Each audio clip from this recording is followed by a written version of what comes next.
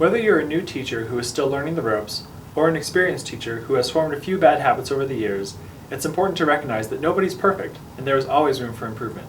So today we'll look at 3 of the most common teacher mistakes and some tips on how to avoid them.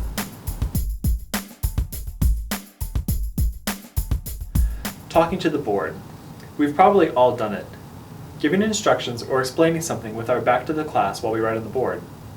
For our students, listening is hard enough without obscuring our words, and if we do this, chances are the students will not catch what we're saying. Last Christmas, I went to Washington, D.C. Where did you go last Christmas, Hemi?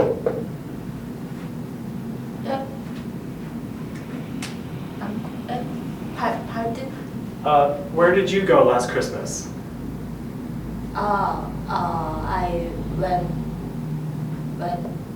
Last Christmas, I went to Washington, D.C.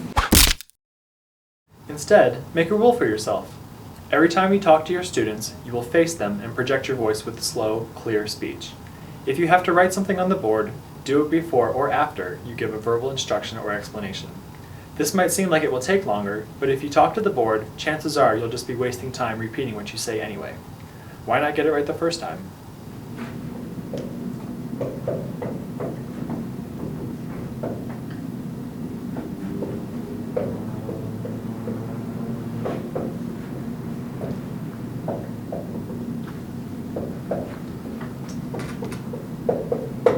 Okay, last Christmas I went to Washington, D.C. Where did you go last Christmas, Adelia?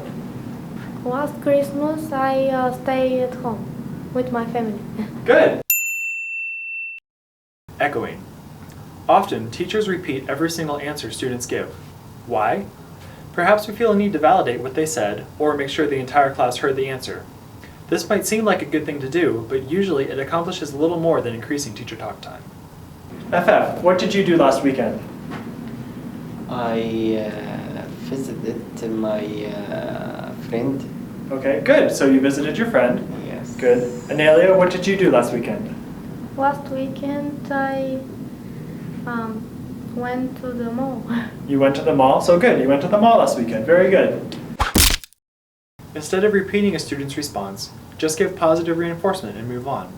If you think the entire class didn't hear, have the student say it again rather than saying it yourself.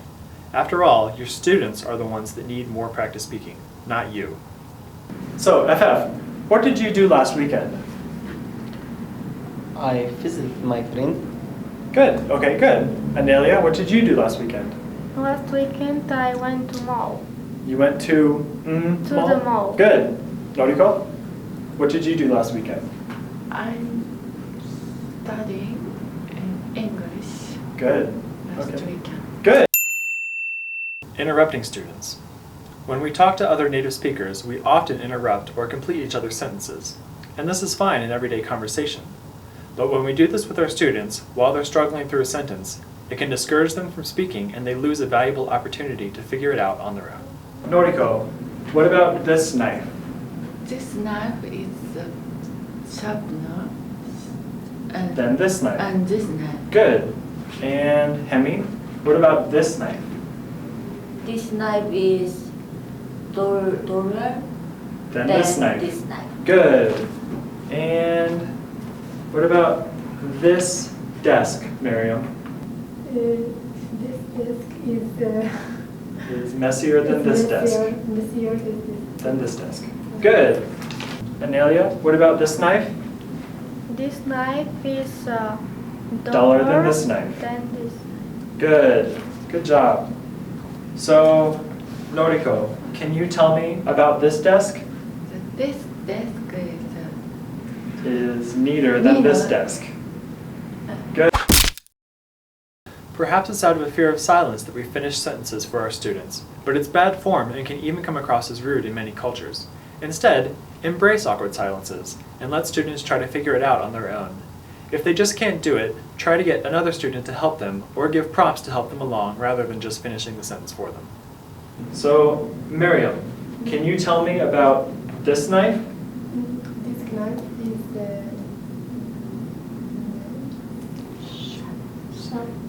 right? Then it's disconnect. And this knife. Good job. Hemi, what about this knife? This knife is taller than this knife. Good, very good.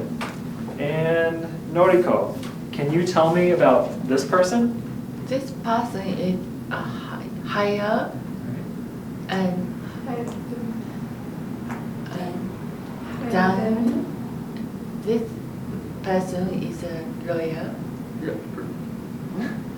Can someone help? Amelia, can you help? Higher than this person is higher than This this person. Good. So Noriko, one more time. This person is a higher and this lawyer.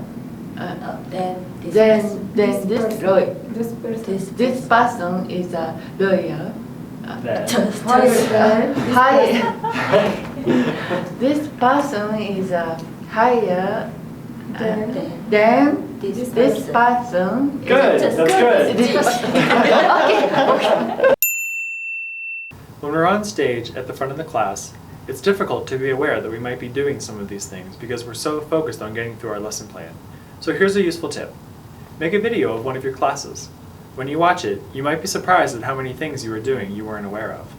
Maybe you were fidgeting, clicking your pen the whole time, not listening to students, or even giving positive reinforcement for incorrect answers. Since video doesn't lie, there's no better mirror for self-analysis and professional development. One other tip. Don't be overly ambitious and try to become the perfect teacher overnight. Just pick one or two things you noticed in the video that you want to improve and set those as your goal for next class. It might seem intimidating at first, but if you do this regularly, you'll be surprised at how much and how quickly you will tighten up your teaching style. Want more videos like this one?